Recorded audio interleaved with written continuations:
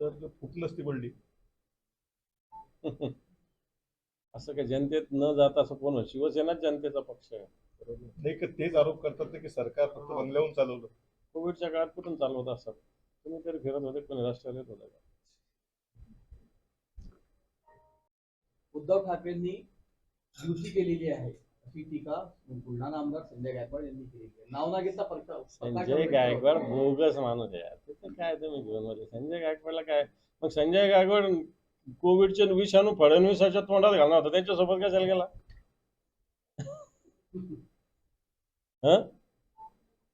ते विचारा त्यांना जाऊन. पण संजय गायकवाड जे म्हणजे आरोप करतात त्याला तुमचा गट त्या ताकदीनं प्रत्युत्तर नाही देत ना. मला वाटतं तिथले उत्तर द्यायला हे लोक आहे बसलेले. आपण बाकी काही राज्यस्तरावरचे किंवा काही या संदर्भ विषय असेल तर मांडले तर बरं होईल.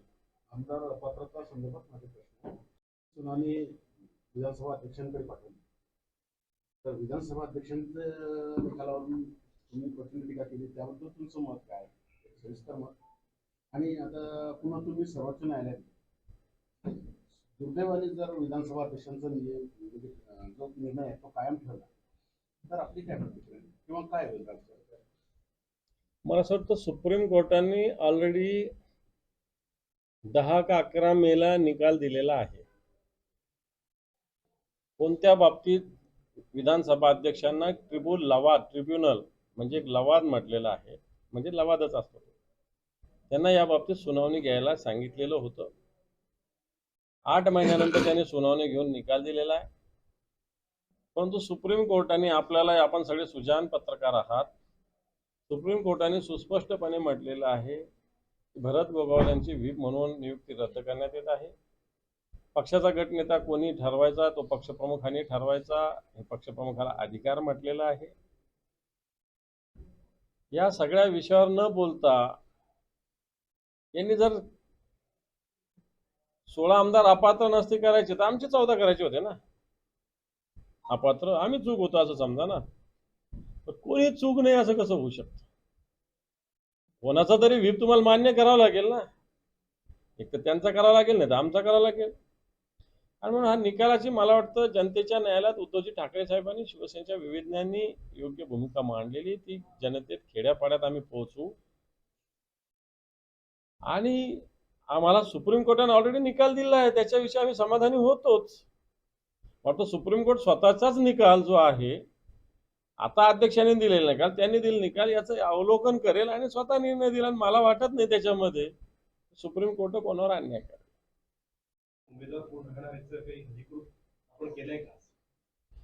कोणत्याही पक्षाची उमेदवारी ही निवडणूक इतकी अजून लांब आहे असं मी म्हणणार नाही.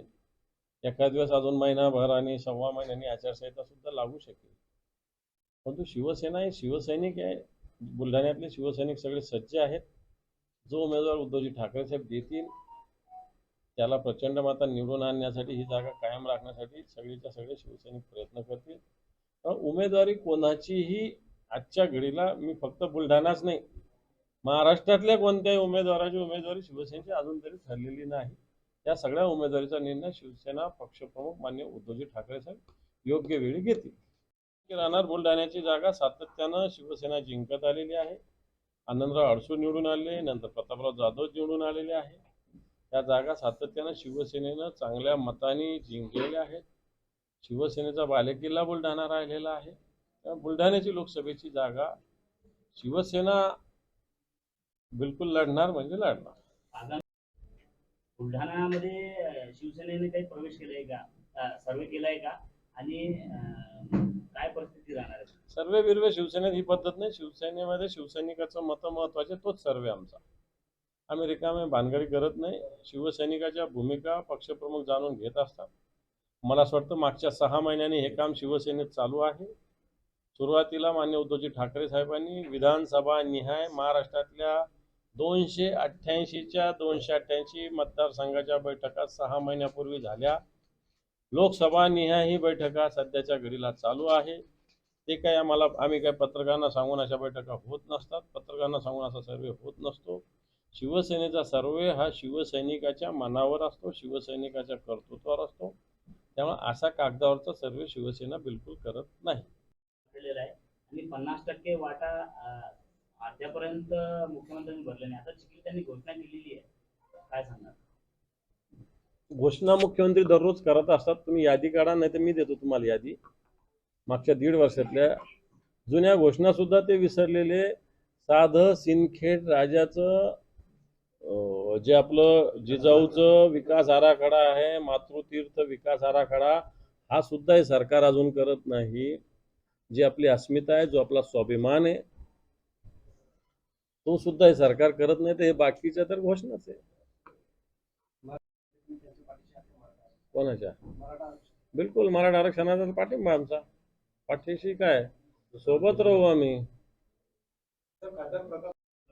माझं त्यांना चॅलेंज आहे, मुंबईत जा, उभा राहा, तुमचा डिपॉझिट जप्त करू.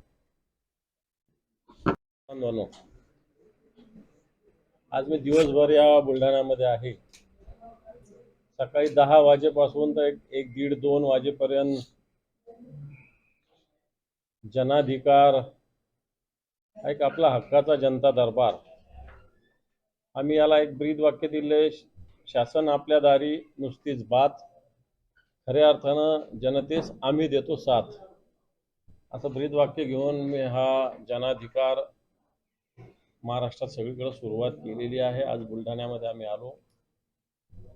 जवळपास 350-400 वेगवेगळे निवेदनं, वेगवेगळे शिष्टमंडळ सकाळी भेटले. भेटत असताना महसूल विभाग असेल, गृह विभाग, वन विभाग, कृषी विभाग, सहकार विभाग, अशा सगळ्या विभागाचे अनेक प्रश्न व्यक्तिगत असेल, सामुदायिक असेल, माझ्यासमोर आले. या प्रश्नातले बरेच प्रश्न जागच्या जागेवर सोडवण्याचा मी प्रयत्न केला, फोन लावून. काही प्रश्नाच्या संदर्भात पत्रव्यवहार जागच्या जागी पत्र, या सगळ्या ज्यांना आवश्यक आहे त्यांना पत्र दिले. काही 5-25 विषय पेंडिंग आहेत, त्याचं मी निश्चित मुंबईला गेल्यानंतर राज्यस्तरीय अधिकाऱ्यांशी बोलून त्याच्यावर सुद्धा मी मार्ग काढेल. सांगण्याचा मुद्दा हा, शासन आपल्या दारी कार्यक्रम बुलढाण्यातही झाला.